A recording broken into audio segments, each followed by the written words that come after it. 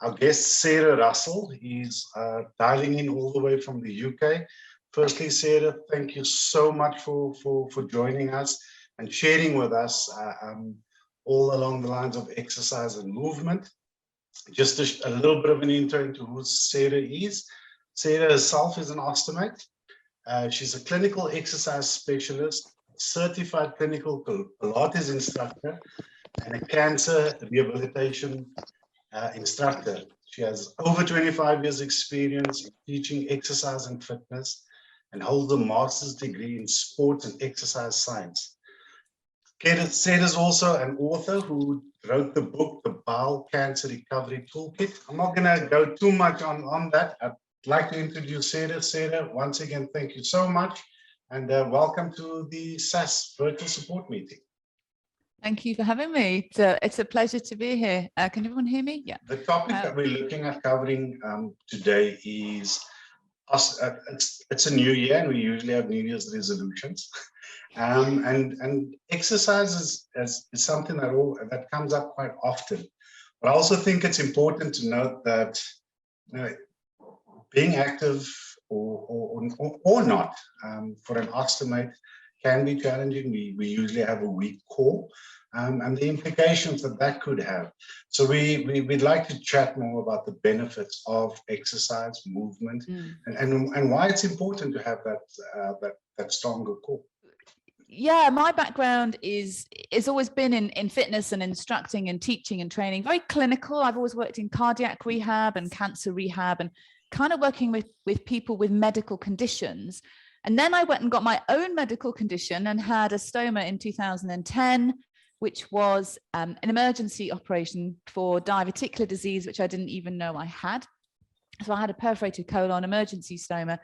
And then lots of complications, 5 surgeries over 2 years, 3 different stomas, and eventually decided I'd like to keep my stoma because my quality of life was better with it. So that was that. But like many of you, when I was having my surgery and after each surgery, because of my background, and my background was very clinical and rehab based, I was sort of saying, so where's the rehab? What exercises should I be doing to get stronger? What do I need to do to get better and get my strength back? And everyone sort of looked at me a bit blankly. And I was really shocked at the lack of support and the lack of information that was out there. And I thought, oh, well, this is just in the UK, Australia and other countries and America, they'll have it sus, they'll be doing it better. So I started doing research and talking to people globally and realized it was a global problem and that nobody really around the world is talking about this, at least not well enough.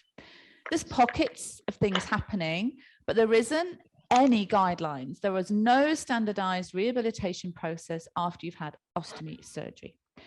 So I started working with Convatec in 2016 and trying to put some things in place. So we started with a survey and we started surveying patients in the UK, and everyone said the same thing. We're told not to lift heavy things.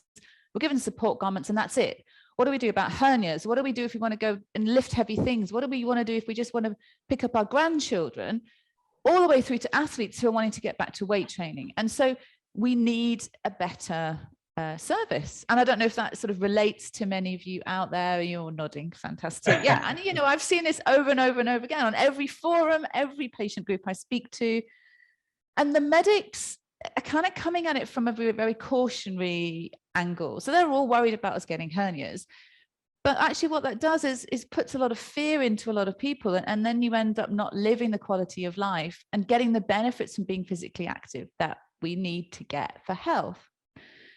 I could talk about the benefits of physical activity for health all day. And I come across a lot of people who say, oh, I'm not very sporty and da, da, da, da. That might be the case. But in terms of moving, whether that's walking or just moving around and being physically active, that is essential for our health. And by not being active because we're scared of getting a hernia or because of whatever's gone on with our abdomen, we're actually doing ourselves a real disservice and missing out on some massive benefits for health. So I'm not talking about going out and doing triathlons and marathoning. I'm just talking about general health-based exercise and physical activity. If you want to go and run marathons and do triathlons, that's okay too. So that was kind of really where I've got to. And And then the book that I wrote in 2019 is the Bowel Cancer Recovery Toolkit. It's the only book that's been written about bowel cancer and exercise globally. It's been translated into Chinese. And it was written really just to give people confidence and positivity around their recovery, and to try and bridge this gap between the fear and actually starting to put some steps and structure in place. So what I see now is this kind of polarized approach. So my surgery was 2010. It was, there was nothing then. There was there weren't really that many forums and groups. Facebook had only just kind of started getting going, and really there wasn't much of stuff online. What's happened over that sort of last 11 years is this sort of, I don't know if you see it out there in South Africa, we certainly see it here in the UK, is a lot of people, a lot of stoma influencers, a lot of ostomy influencers online, sharing their workout videos, sharing whatever. That's great. And I love to see that, because it's good to see what's possible. But the bit that's missing is how you get there safely, how you get from having just had surgery with a weak core, as Faisal just said, we just had trauma to the abdomen. What are the steps we need to do to get to that point safely? Because we can't just jump there and start lifting big heavy weights around. So that's the bit that really kind of concerns me a bit at the moment as well. I'm very Pilates based. I believe that sort of clinical Pilates, physiotherapy led Pilates, is the right approach to rehabilitation after ostomy surgery or any kind of abdominal surgery. It's about retraining function of the deep core, and we start there and then build the layers. So I like to talk about the core as like an onion. So if you imagine the layers of muscle that make up the core, and our sort of torso, if you imagine. And when we've had surgery, we need to take all those layers off, take off all the layers of the onion, come right back to the center core, which is the deepest abdominal muscles, the pelvic floor, the diaphragm. It's lovely deep abdominal muscle. And we start to retrain that first. And then we put the layers back on. And then once we've got the onion back in place with its skin back in place, then we start to progress into lifting heavier things. Once we've got that function restored.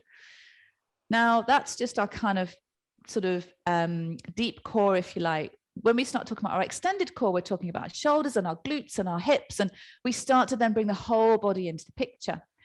So we start to put more and more layers onto the onion. So that's kind of how I like to think about it. So, I think for me, the right approach is starting with a kind of clinical Pilates type of exercise program. Now, that's something I've written for Convatec. It's a program called Me Plus Recovery. I have no idea whether it's available in South Africa or not. So, that's an option. That gives you a starting point. And they are really kind of what I describe like lame exercises. You do them and you think, well, this isn't really doing very much. But it is. We're restoring the function of the deep core. And we need to learn how to breathe again properly so that we start to reduce our intra-abdominal pressure when we go and lift something in the garden, or we lift a child, or we pick up a suitcase. We are using those deep core muscles correctly. So we need to get them back working. And that's the starting point. So Faisal sent me through some questions before, and that was somebody's question was, where's the starting point? And that is the starting point. If we look at guidelines, and there are no real global guidelines about exercise and stomas, what we can and can't do. And probably because it's too difficult to write them, because we have ostomy surgery, which is maybe the most, if you think about the most minimal type of ostomy surgery, we've got keyhole, ostomy formation, all the way through to really extensive total pelvic exenteration surgeries where people are having everything removed, and major trauma and surgery to the pelvic floor, reconstruction, and we've got everything in between. So we need to be respectful of that variation, because actually what's going to work for one person is not going to work for another. We also need to be respectful of why you've had ostomy surgery. Was it IBD? Was it cancer? Was it some kind of trauma, accident, childbirth? There are so many reasons why we have ostomy surgery. So guidelines to try and cover all those eventualities are actually really, really difficult. What I've learned over the years as well is that actually we can pretty much do anything we want when we've got an ostomy. I've seen people who are professional bodybuilders and weightlifters, people doing Ironman triathlons. I myself, I've run 43 marathons. You know, it's, you can do pretty much anything. You don't have to, but you can. And so ultimately, nothing is really off the table. But it doesn't really feel like that. And when you start moving and you feel tension around your stoma, or you feel a bit of pain and a sort of bit of discomfort, and maybe you've already developed a hernia, you start to feel a bit more cautious about movement. And that's natural and normal. So we have to find a way of navigating that from wherever you've come from, depending on the surgery you've had, the type of surgery you've had, why you've had your surgery, also how fit you were before you had your surgery. So your guideline, if you like, has to become quite an individualized journey for you as an individual. There are some kind of overall structure things though, and really what we're talking about is this deep core restoration thing first. Now, in the UK, we have got some guidelines that have been written by our nursing association here in the UK, our Stoma Nursing Association, and they recommend that people start to do some kind of abdominal connection, muscle, pelvic floor, pelvic tilting type of things at around 3 to 4 days post-surgery. Now that might be really shocking, but all we're talking about actually is maybe diaphragmatic breathing, trying to connect the deep abdominals, maybe a little pelvic floor lift, and maybe a little pelvic tilt in bed. So that's what we're talking about, nothing major. And that might be too soon for some people, but actually, if you're being discharged from hospital at 5 or 6 days, then it's quite possible that that's okay.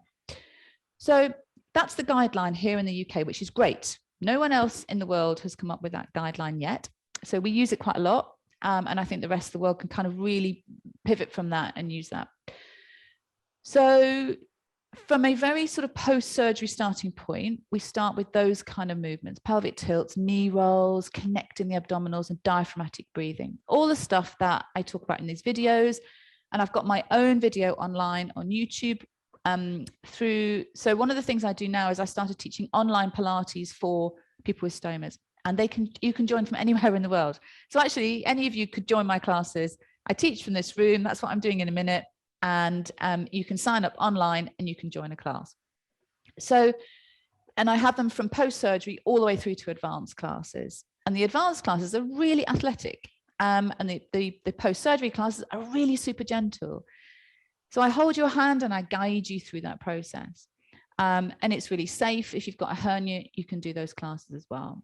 So it's learning those steps. We start to put the layers of the onion back in place and we start to build it back up. And that's using electrical muscle stimulator. I think that was you, Pierre. I think, was that somebody? Yeah. Yeah. So I don't know if you want to come off mute and just kind of talk about that a little bit more. We maybe start going through some of these questions.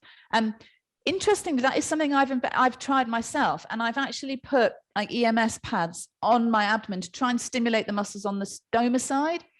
Not really sure how effective it was.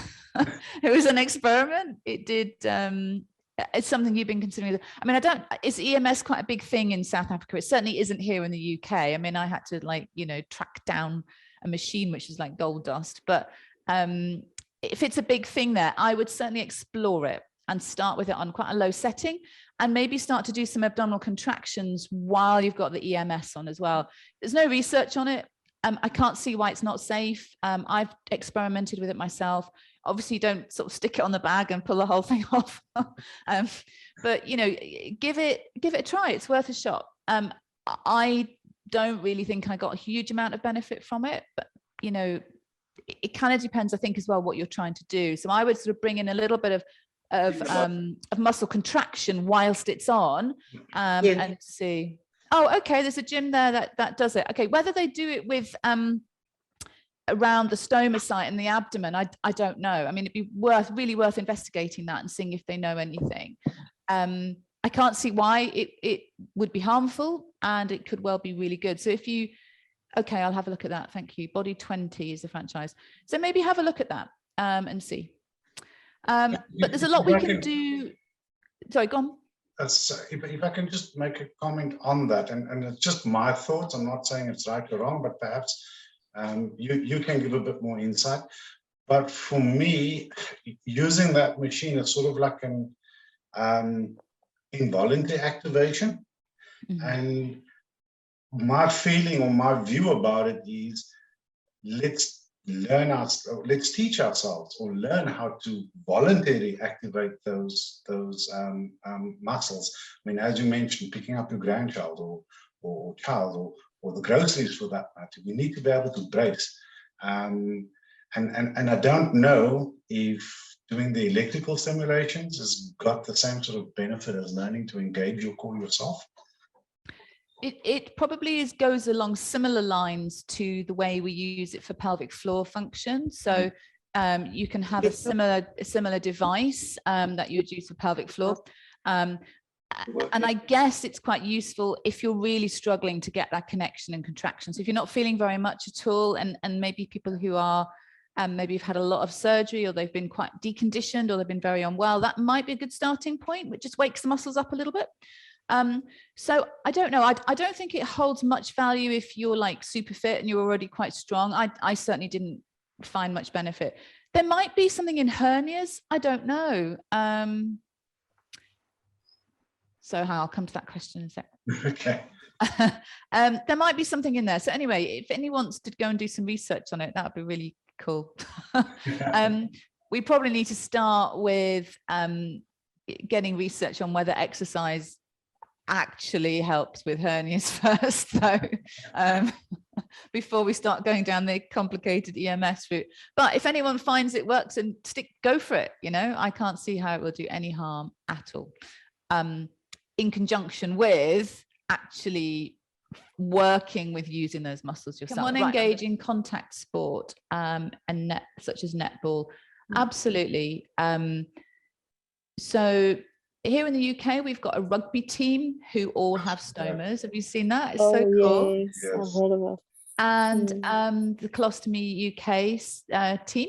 And that I think is great, because it's just showing that, look, if you can play rugby with a stoma, you could probably do anything, right? Taking tackles to the waist or that area, and those stomas are pretty tough things, you know.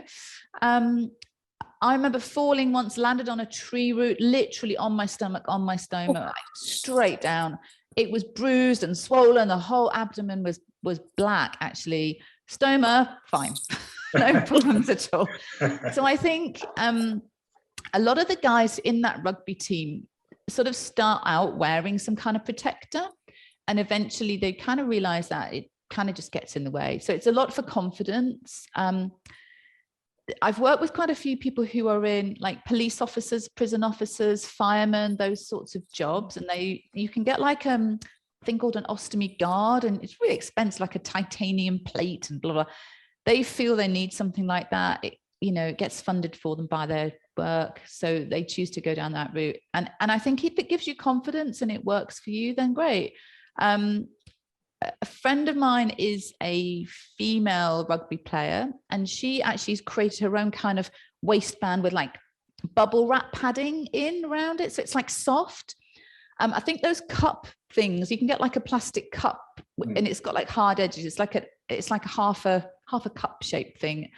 I think they could be quite dangerous if you fell on it, because I think you've got like quite a sharp edge, and you could then, if you had quite a big trauma, you could get quite a lot of abdominal trauma from those. So I'm not a huge fan of those, but I think if some kind of protection, which is maybe a bit flatter, maybe a bit more flexible, gives you confidence to go and do something, then absolutely. Somebody's saying swimming is great. It's a fluid exercise. Definitely. Swimming is awesome. And a training band that you attach to the side of the pool. I'm not familiar with that. Is that something you kind of creates? That's like swimming on the spot. Oh, okay. Okay. So it kind of creates resistance and you're pulling against it, something. Awesome. Yeah, great. A lot of people are really nervous about going swimming because of leakage and blah, blah, blah. And, and I think here in the UK, and I've written about this in articles, is you have a right to go into a swimming pool. You don't need to tell anyone you've got a stoma. You just go in that swimming pool and swim. In the UK, there's a lot of people who go, oh, I've told the lifeguard or the manager and they said I couldn't go. So don't do that, just go. You know, with guys, it's a bit harder to find the right shorts, particularly if your stoma is quite high. So you've got to kind of maybe wear a tri-suit or some kind of band around the waist or whatever. Of course, you've all got your own swimming pools. Okay, I get it now. So you're going to put a band on the outside of the pool and use that as like a eternal swimming pool thing. Got it. Okay. Right, Linda, you're waving at me. Yes, thank you, Sarah. I've been an Ostomate now for, in March, it will be 2 years. I had cancer in my rectum, so I have a permanent stoma. And now I have a hernia because I like working in the garden. We live in South Africa, beautiful and sunny and everything. So I have a hernia. And how is Pilates? How am I going to start Pilates with a hernia? Because the people that I go to, they are quite cautious. So I've been swimming for 6 months. I do exercises in the swimming pool, but it doesn't feel as if I'm getting anywhere.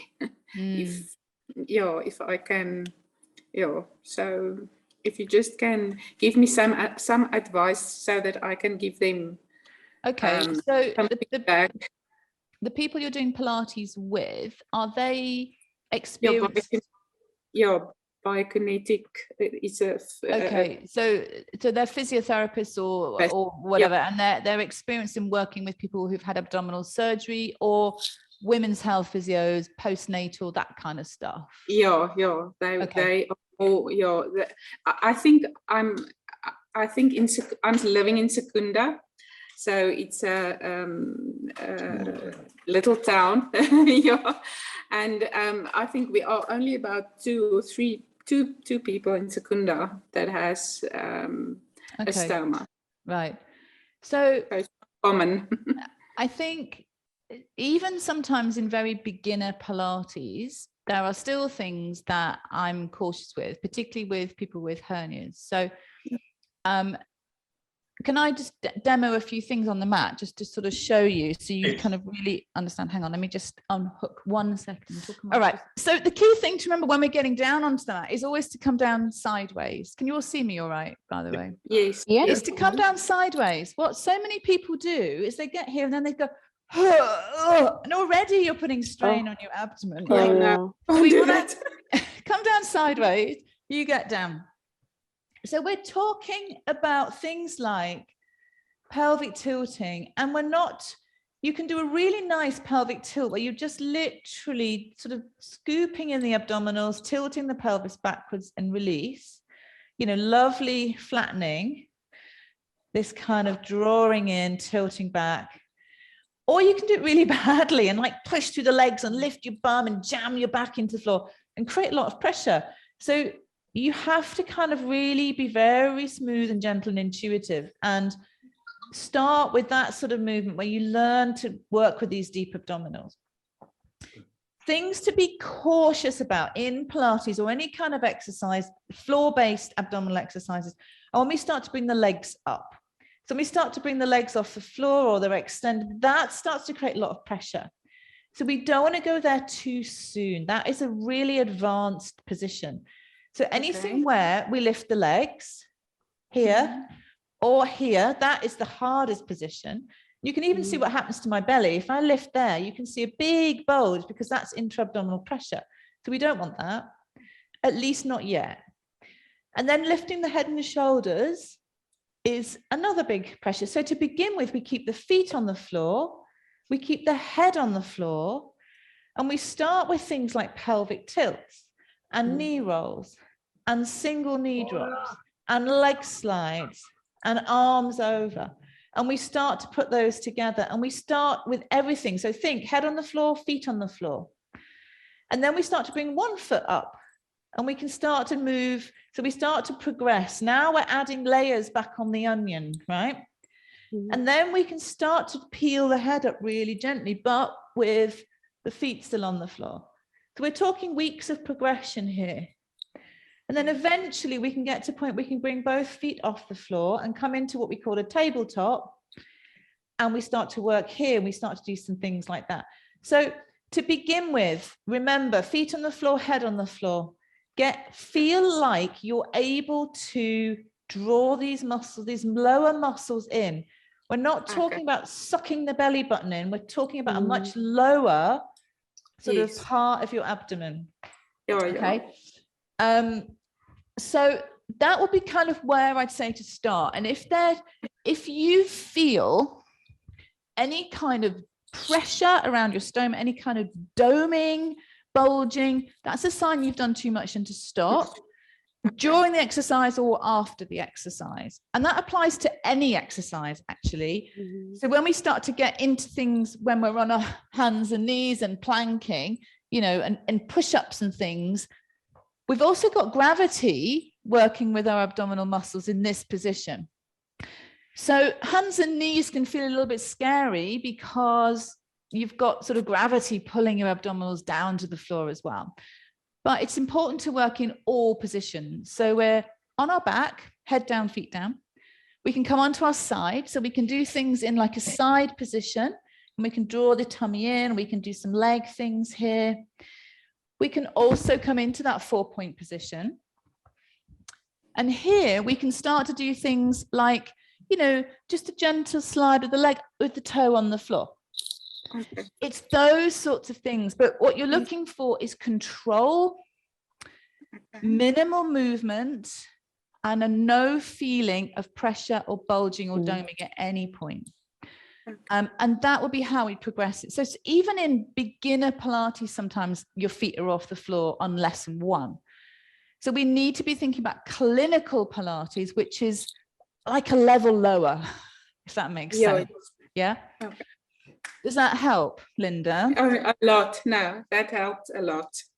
Yeah. And what also is difficult is after chemo, my feet are dead. I do not have any feeling in my feet because of the chemo. Yeah. So yeah, so it's quite difficult, but I'm working on it. And is it getting any better, Linda, or is it not improving? No, it's not improving. But I think it's because I do not have any. I have bad circulation in my legs. Okay. And I'm quite overweight after the chemo.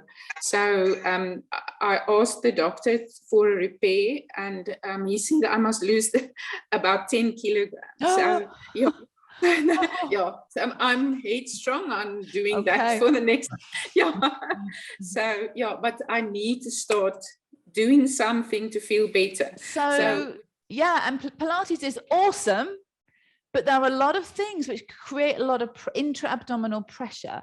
And so we need to take the layers of the onion off and go down to like the absolute basics. So I'm trained in clinical Pilates, which is just a kind of like level below. And what they do is they take classic Pilates exercise, break it down into stages and take it down to its most basic level and then build it back up again. And so that's quite interesting because we've got Pilates and yoga, but we've also got Pilates and yoga. And so we need to start at a much lower level, often than just a beginner's Pilates class. My advanced class, I would say, is the equivalent of a intermediate standard class, but with a real kind of nod to removing things that create too much intra-abdominal pressure and not doing them as long. So in a classic Pilates class, you get a lot of roll downs, you get a lot of rotation, you create, you know, even like twisting things, fine, but you just need to be a little bit cautious and just make sure you build the layers up really, really carefully. So go back a couple of levels. About a year ago, well, it's exactly a year ago, I started working with a biokineticist. And now I've been to physios, I've been to previous biokineticists, and there's usually a caution around, it's a stoma. And a lot of the physiotherapy that I hear is happening is just getting us up out of the bed and getting us walking again. There's no real actual rehabilitation that happens. It's just move, get going. These guys that I've been busy with now, working out with the stoma is also new to them. So they've also themselves been doing a lot of research and moving along. The one thing that I've learned is I also listen to myself more than I listen to the instructor. So when I start to feel, wait, hold on, there's a twinge there. And it's about overcoming an anxiety that it's a hernia forming, or is this actually that muscle activating again? It's very, very important that we learn to understand our body. I mean, Sarah's been doing this for years. We're just starting. So, you know, she may not feel what we're going to be feeling. She felt that before. We all at different stages. And it's the same thing whether it is you're working with a PT, whether it is a physio or biokineticist, learn to trust your body. You got to 100%. We got to be so aware of our own body. Yeah, I couldn't agree more, Faisal. But I think what we need to learn to do, we need to learn to move in a body that's then had trauma to it, and that feels very different. And that's what's difficult, because you're then going, what is this body meant to be doing? I've lost control of my abdominals. I don't even know what they're doing anymore. So it's about, and I agree 100%, but I also think a lot of people don't know what that feels like. Yeah. So, you know, I think that's why Pilates is great, because it teaches you to reconnect with your body. We start with breathing, we start with gentle movements, we build it back up. So I went through some of your pictures and I saw that you also hike. I'm a backpacking hiker, and I think one thing that I wanted to ask you was around, you know, just the belts when you hike with your backpack. I don't know if you use the multi-day backpack, but the belts that sit around your waist, how do you navigate through that? Because I think it kind of presses on my stoma, right, which becomes so uncomfortable. Yeah. And I'm headed out now, you know, for a big hike, and I'm just, how do you navigate around that? Well, my stoma is really low, so I can put something around my waist and it sits above where my stoma is. So I guess it depends on where it's positioned. So I think you've just maybe got to try and experiment with keeping it a little bit looser if you can, and loading up your pack in a way where you're not putting too much pressure around your waist. It's really tricky. I don't really know what the answer is. I think it's just probably experimenting with different positions of the pack and loading it up in a different way, so it's not pressing too much and it's not pulling back on your waist too much. I don't really know, to be honest. I guess. Okay. And yeah, just things like probably emptying the bag more frequently, so it's not filling up too much when you've got the pressure of the waistband on it. There'll be little things like that which probably help as well. It's a tricky one, and I've known that with friends who are rock climbers, and they need to fit themselves up with sort of, you know, waistbands. But I'm really lucky because mine sort of sits quite low below my waistband, so I don't really have too much of a problem. I'm missing a couple of questions here, and so I'm not sure that's helped. Yeah. That has helped. And just one more question with the Pilates. So how often would you recommend that a person who's starting out, you know, just the frequency of doing it within a week? And obviously just picking up from there. Okay. So to begin with, it's really about sort of, I think about it like scattering some of the exercises into the day. So that might be in the morning in bed, you do a few pelvic tilts. You might do then some different things when you're standing later on in the day. You might do something on the floor in the evening. So you sort of scatter it into the day to begin with. Start to become aware of the muscles and start to just sprinkle a few exercises into your day. That would be kind of how I'd start. And then start to put it together as a kind of set. So you might start with a 30-minute session or longer. And, you know, probably twice a week would then, if you're doing like a 30-minute session twice a week, is probably a good starting point. And you're going to start to see really big improvement with that. I noticed a huge improvement in my core strength. So not just function, but actually in my strength when I got to doing 4 sessions a week, but I'm teaching them, right? So it makes it a bit easier from a motivation perspective, because I have to show up. But I think sort of you build up to that. And I'm not saying that that's right for everybody. I think it's really about what's right for you. And if you're feeling unwell, if you're on chemo, all those sorts of things, it's not that easy. So I think do what you can. Yeah. Sprinkle a few things into the day, start to just become aware of those muscles, and then start to put together in a set. So you end up with like a 30-minute workout. Take time. Pilates takes time. It really does. It's about, I think, about a year before you really start to go, oh, I get it now. This is making a really big difference to my body. Yeah. So in the UK here, we've just done a trial called HALT, which is the first trial in the world where we've taken people with hernias and we've given them exercises and looked at what happened. And everybody was safe. Nobody's hernia got worse. 90% of people felt there was a big improvement. The first thing we started them with was learning how to do diaphragmatic breathing. So can I show you how to do that now? If you want to just sort of join in, and because that is actually one of the really important bits that gets missed, is learning how to. So here we've got some organic chickpeas. This is your internal core. Okay. So the top is your diaphragm. The bottom is your pelvic floor. And then you've got this deep muscle called the transverse abdominis. The diaphragm and the pelvic floor work together like an elevator. So they go up and down as we breathe. So as we breathe in, the lungs inflate, the diaphragm and the pelvic floor moves down. As we breathe out, the lungs get smaller, the diaphragm starts to come back up and the pelvic floor comes with it. And this transverse abdominis co-contracts with the whole thing.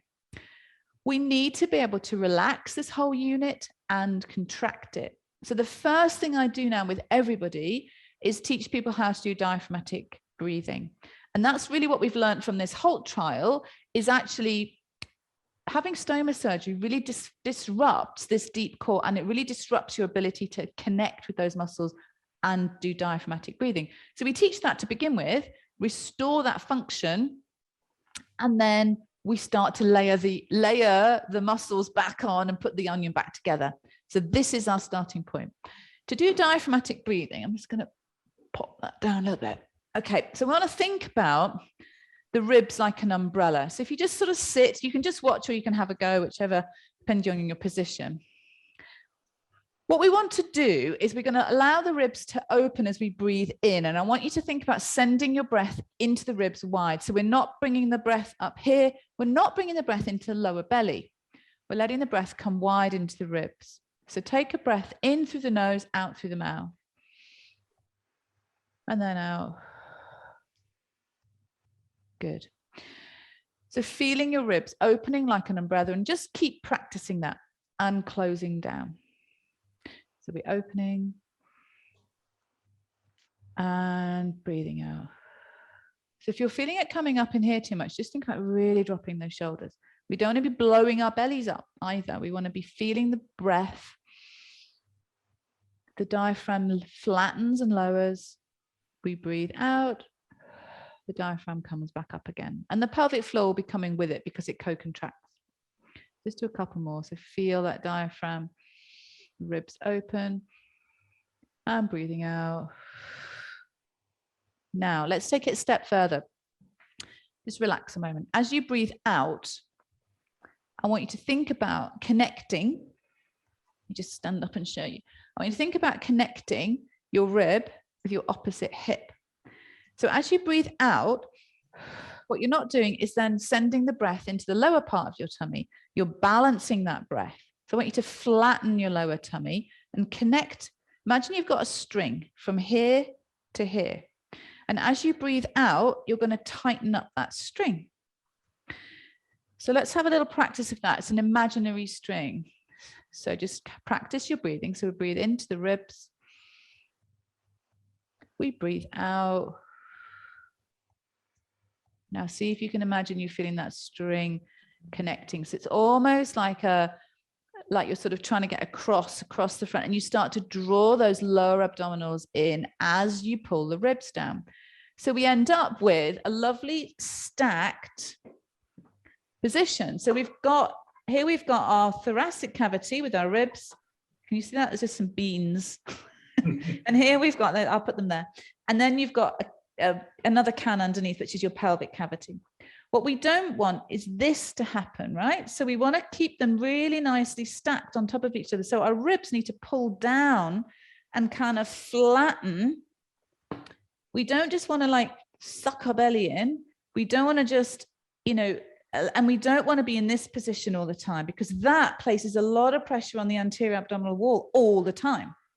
So we want to get our ribs over our pelvis so they're nicely stacked. And that's what diaphragmatic breathing starts to teach us, is the ability to start to stack up ribs over our pelvis. You feel like you're pulling the ribs down, using the oblique muscles to do that, connecting with that deep abdominal muscle and trying to draw it up to the opposite hip. It's not easy. It can feel a bit difficult to begin with. So give it a little practice and have a try, and try it in different positions. So try it on the floor, try it on your side, try it sitting, standing, and just experiment with it. So see it as a little experiment, start to explore that. But just if nothing else, start practicing your breathing. So really nice, wide breath. Because the abdominal muscles aren't just there on their own, they're connected to the entire body. So we have to put everything back together and get it functional. So to the lady with the hernia and no core, that's the starting point. Start with diaphragmatic breathing, start to get this connection, drawing these lower abdominals in. Then start with things like pelvic tilts, knee drops, knee rolls, head down, feet down type of things, and pelvic on your hands and knees as well, and get into that position. You can do anything, right? As Faisal said, we have to learn to listen to our own bodies. Now, the problem with listening to our own bodies is they don't always tell us the truth, and we can skew it. So we have to kind of really learn to tune into what that deep core is doing. So the diaphragmatic breathing and learning how to breathe correctly and connect those muscles is the number one thing to do. We really need to get that right. Everything comes off that. If you are doing anything that involves effort, so if we're doing a lift with some weights, or you're picking up a bag of shopping or a child or whatever it is, or you're pressing something, we breathe out on the effort part of that movement. So by breathing out, we start to engage the muscles, create a little bit of stability, and reduce the intra-abdominal pressure. So we exhale on effort, extension, and kind of any kind of exertion of a movement. So if you're doing a press up, you breathe out on the push up. If you are doing a bicep curl, you breathe out on the curl up. If you're doing a shoulder press, you breathe out as you push. If you're doing, if you're rowing, you breathe out as you pull back. So everything is about breathing out on the effort part of a movement. So if you remember that, anything you do, whether it's Kalinetics or using a reformer, absolutely fine. Yes, by the way, perfect. Weightlifting, whatever it is you're doing, think about breathing out on the effort level or exertion, or the extension where you're taking a limb away from the body, and you're going to start to really help yourself. You're lowering your risk of hernia. You're also starting to manage your hernia as well. Thank you so much, Sarah. Pleasure. I'm sure I speak for everyone when I say we take away a lot from this session. I think we've learned a lot. And thank you again so much for your time. Pleasure. Absolutely. But yeah, if you want to come and try a class, there's no, you get the first class is free. There's a free trial. It's on the website. Go and have a look. I'm not selling, I'm not pitching, but this is a service that I've created for exactly this reason, because I wanted it when I was going through it. It wasn't there. And so I've started now to, and have people in these classes in Canada, in America, in France. So people come from everywhere. And because of your time frame, it's perfect. And I've got eagle eyes.